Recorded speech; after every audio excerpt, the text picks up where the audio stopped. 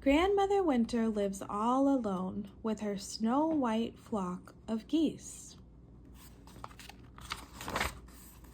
All spring, Grandmother herds her geese as they gabble and squawk, honk and hiss, flapping a storm of feathers.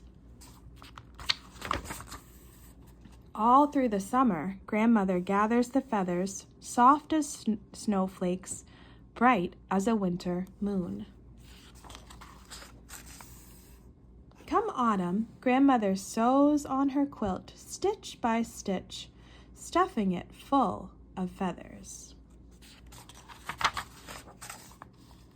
When the days burn down toward the longest night, Grandmother shakes her feather quilt, flake by flake, and the snow begins to fall.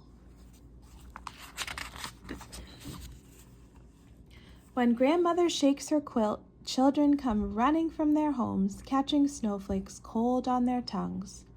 Grown-ups build their wood piles high and scurry for sweaters and mittens and skis.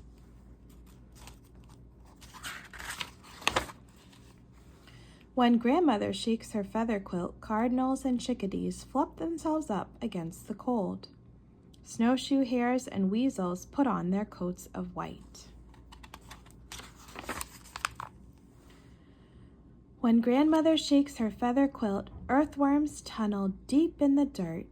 Brown bats hang head down, bundled in blankets of wings.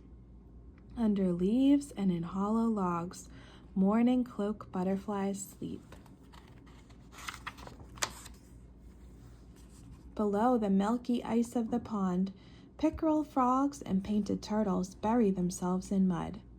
Minnows and sunfish slowly swim.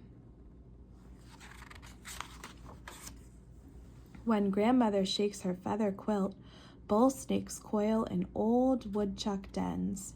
In prairie mounds and clumps of weeds, jumping mice wrap their tails round and close their eyes.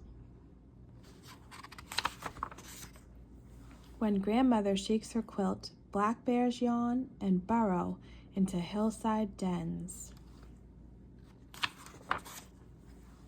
Children pull off boots and coats, tumble into bed to be tucked in. At night, they dream of flying over hills and making angel wings in the snow.